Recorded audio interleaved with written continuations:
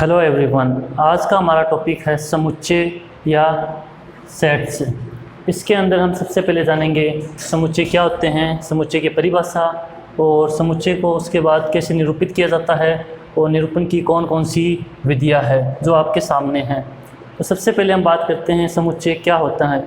हम अक्सर अपने फेवरेट सॉन्ग्स, फेवरेट बुक्स या जगह की लिस्ट बनाते हैं। इस लिस्ट में हमारे पास बहुत से नाम होते हैं, इन नामों का एक संग्रह होता है। समुच्चय एक प्रकार से एक संग्रह ही होता है, परंतु प्रत्येक संग्रह एक समुच्चय नहीं होता है। जैसे हम बात करते हैं कि हमारी फेवरेट बुक्स कौन कौन सी है, तो कोई कहेगा फिजिक्स, केमिस्ट्री, बायो, कोई आर्ट के सब्जेक्ट बताएगा, कोई अनदर बुक्स के नाम लेगा। इस प्रकार हमारे पास बहुत से आंसर प्राप्त होते हैं। जबकि समुच्चय की खास बात यह है कि समुच्चय एक ऐसा संग्रह होता है जो अपने आप में सुपरिभाषित होता है, वेल डिफाइंड होता है। यानी हम कह सकते हैं कि वो एक तरीके से यूनिवर्सल ट्रूथ होता है। उदाहरण के तौर पर अगर हम बात करें कि भारत के 5 बेस्ट कलाकारों के नाम बताइए, इस सवाल को आप अपने आप से पूछिए, अन्य किसी व्यक्ति से पूछिए। जब हम इस सवाल को बहुत से लोगों से पूछेंगे तो उसके आंसर हमें डिफरेंट मिलेंगे। यानी कि एक जैसा आंसर किसी भी व्यक्ति का नहीं प्राप्त होगा। तो इस प्रकार एक ही सवाल के बहुत से आंसर मिलने पर हमारे पास बहुत से संग्रह प्राप्त होते हैं। उदाहरण के तौर पर अगर मैं आपसे बात करूं कि 10 तक की 2 विषम प्राकृत संख्याएं बताइए, तो माना ए के द्वारा वो बताई जाएगी 1 और 3, बी के द्वारा आंसर होगा 5 और 7, सी के द्वारा आंसर होगा 7 और 9। इस तरीके से हमारे पास 3 संग्रह प्राप्त होंगे, 1, 3 का, 5, 7 का, 7 और 9 का। परंतु यदि मैं इसी सवाल को इस प्रकार पूछूं कि 10 तक की विषम प्राकृत संख्याएं बताइए, तो सभी का आंसर होगा 1, 3, 5, 7 और 9। समुच्चय बनने के लिए एक संग्रह को एक मापदंड से गुजरना होता है, और वो ये होता है कि वो संग्रह सुपरिभाषित यानी वेल डिफाइंड होना चाहिए। उस संग्रह के सभी एलिमेंट्स सदैव एक समान रहने चाहिए, एक यूनिवर्सल ट्रूथ की तरह। जब आपसे पूछा जाए कि 10 तक की विषम प्राकृत संख्याओं के मान बताइए, तो सभी का आंसर यही होगा 1, 3, 5, 7, 9। लेकिन जब ये पूछा जाए कि किन्हीं 2 विषम प्राकृत संख्याओं के नाम बताइए जो 10 से छोटी हो, तो सबके आंसर डिफरेंट होंगे। इसी प्रकार मान लीजिए आपसे पूछा जाए कि 3 बेस्ट विश्व के फुटबॉल प्लेयर के नाम बताइए, तो ये एक ऐसा क्वेश्चन है जिसका आंसर डिफरेंट लोग डिफरेंट तरीके से देंगे, परंतु किसी का भी आंसर बिल्कुल सेम हो ये ज़रूरी नहीं है। गणित में एक संग्रह तभी समुच्चय कहलाता है जब वह एक सर्वनिष्ठ गुणधर्म रखता हो, अर्थात उसके सभी एलिमेंट से एक ऐसी विशेषता रखते हो जो सदैव समान बनी रहेगी। चाहे वो किसी से भी पूछा जाए, कहीं पर भी पूछा जाए, लेकिन उसके आंसर में कोई परिवर्तन नहीं होगा। उदाहरण के तौर पर हम कुछ क्वेश्चन देखते हैं जिससे हम समझ जाएंगे कि समुच्चय कौन से संग्रह होते हैं और कौन से संग्रह समुच्चय नहीं होते हैं।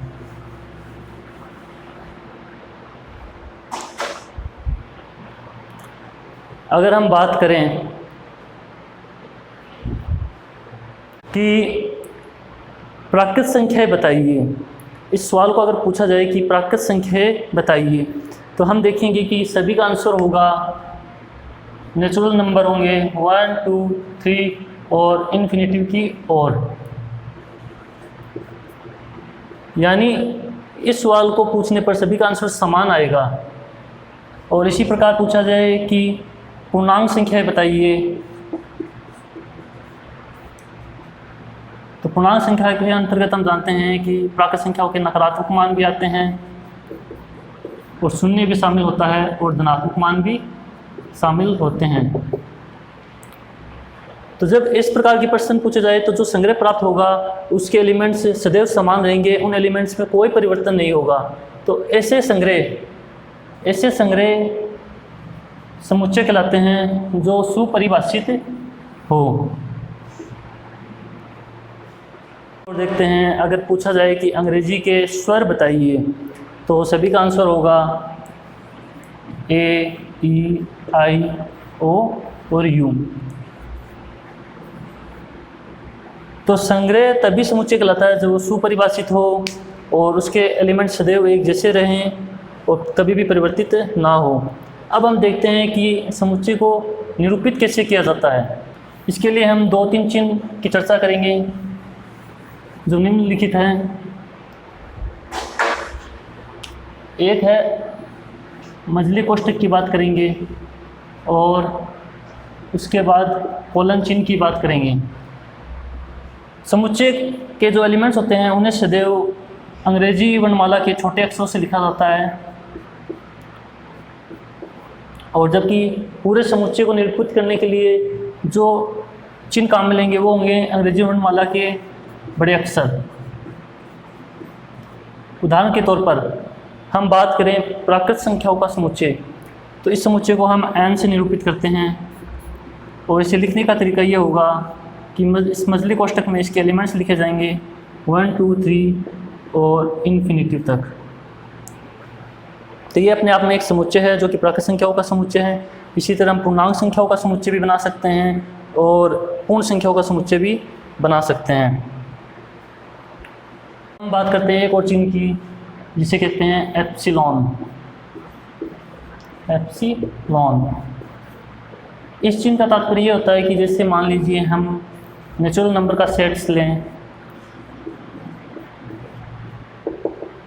तो हम इसे इस प्रकार लिखेंगे 1 एप्सिलॉन n, अर्थात एक है वो n समुच्चय का एक एलिमेंट्स है।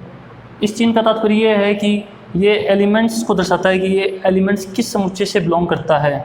इसी प्रकार 2 एप्सिलॉन n, अर्थात 2 है वो समुच्चय n का एक एलिमेंट्स है। अब समुच्चय को लिखने के, समुच्चय के निर्माण और इसको निरूपित करने के तरीके के बाद हम बात करेंगे कि समुच्चय निर्माण की 2 विधियाँ होती है, जो होती है रोस्टर और समुच्चय निर्माण विधि। सबसे पहले बात करते हैं रोस्टर रूप की। रोस्टर रूप में जब हम किसी समुच्चय को निरूपित करते हैं तो उसके अंदर हम सभी एलिमेंट्स को प्रेजेंट करते हैं। जैसे अंग्रेजी वर्णमाला के सभी स्वरों का समुच्चय मान लीजिए A है, तो हम इसमें सभी एलिमेंट्स यानी A, E, I, O और U को प्रेजेंट करेंगे। ये होता है रोस्टर रूप। यानी रोस्टर रूप के अंतर्गत हम सभी समुच्चय के किसी समुच्चय के सभी एलिमेंट्स को प्रेजेंट करेंगे। इसके बाद सेकंड होता है समुच्चय निर्माण।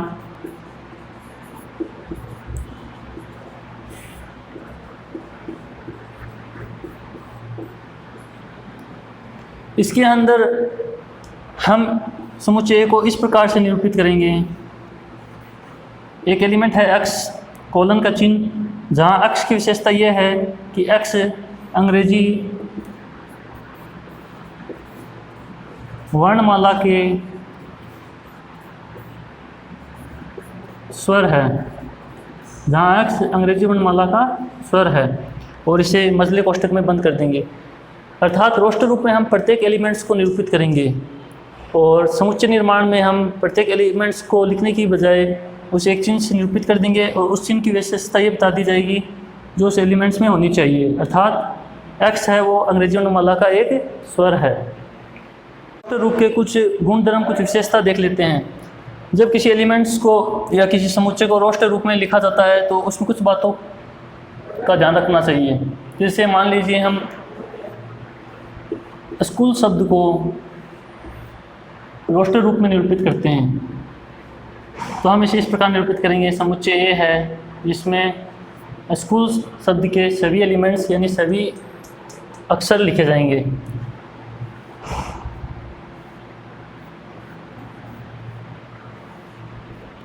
इसमें ध्यान देने योग्य ये बात है कि जब हम किसी नाम को समुच्चय के रूप में निरूपित करते हैं तो उसमें आने वाले अक्षर को सिर्फ एक ही बार लिखा जाता है, अर्थात किसी भी अक्षर की पुनरावृत्ति नहीं होती है। उदाहरण के तौर पर स्कूल शब्द है, इसमें सभी एलिमेंट्स एक ही बार आए हैं। ओ है, स्पेलिंग में ज़रूर 2 बार आ रहा है, लेकिन इसके अंदर सिर्फ एक ही बार लिखा जाएगा। इस बात का ध्यान रखना होता है रोस्टर रूप में। दूसरी बात ये इंपॉर्टेंट होती है कि रोस्टर रूप में अगर एलिमेंट्स के क्रम को हम परिवर्तित कर दें तो इससे कोई फ़र्क नहीं पड़ता है। यानी एलिमेंट्स को एक क्रमित रूप में रखना आवश्यक नहीं है, उनके क्रम का कोई महत्व नहीं है। अगर आप क्रम परिवर्तित कर दें तो भी रोस्टर रूप से ही माना जाएगा और किसी भी एलिमेंट्स को दोबारा नहीं लिखा जाएगा। अब देखते हैं कुछ एग्जांपल। जैसे समीकरण x² + x-2 = 0 का हल समुच्चय रोस्टर रूप में लिखिए। तो हम जानते हैं कि समीकरण को हल करने पर हमारे पास मान प्राप्त होंगे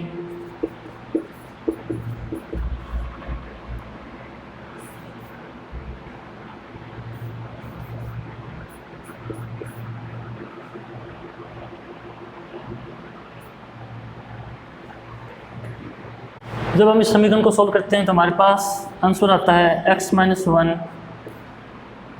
और x+2 = 0, अर्थात x के जो मान प्राप्त होंगे वो होंगे 1 और -2। इसे रोस्टर रूप में लिखने के लिए बस इसे एक मजले कोष्ठक में बंद कर देंगे और इसका रोस्टर रूप बन जाएगा। इसी तरह सवाल नंबर 2 की बात करते हैं। समुच्चय एक ऐसा समुच्चय है जहाँ x एक धन पूर्णांक है और उसके वर्ग का मान 40 से कम होना चाहिए।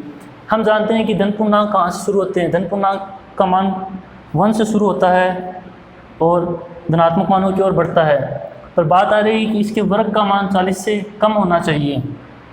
तो ऐसी संख्या कौन कौन सी है? ऐसी संख्या 1 है, 2, 3, 4, 5, 6, बस। तो 7 का वर्ग 49 होता है, जो कि 40 से ज़्यादा हो जाएगा। और जो कि इस समुच्चय की शर्त है कि समुच्चय में ऐसे एलिमेंट्स होने चाहिए जो एलिमेंट्स धन पूर्णांक हो और 40 से उनका वर्ग कम हो। तो इसका समुच्चय जो बनेगा वो इस प्रकार बनेगा 1, 2, 3, 4, 5, 6। ये इस समुच्चय के एलिमेंट्स होंगे। रोस्टर रूप में यही करना है कि सभी एलिमेंट्स को लिखा जाएगा, जबकि समुच्चय निर्माण में एलिमेंट्स का एक चिन्ह लिखा जाता है और उस एलिमेंट्स की जो विशेषता है, जो विशेष पैटर्न है, जिसके आधार पर एलिमेंट्स हमें प्राप्त होंगे, उस सेंटेंस को लिखा जाता है।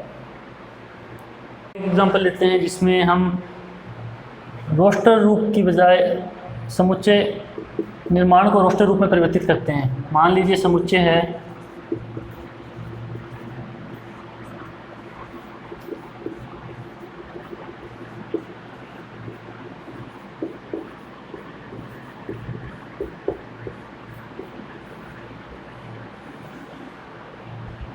अब इस समुच्चय को हम जब रोस्टर रूप में लिखेंगे तो इस प्रकार लिखेंगे, कोई एलिमेंट्स है x और उसकी विशेषता और उसका पैटर्न ये है।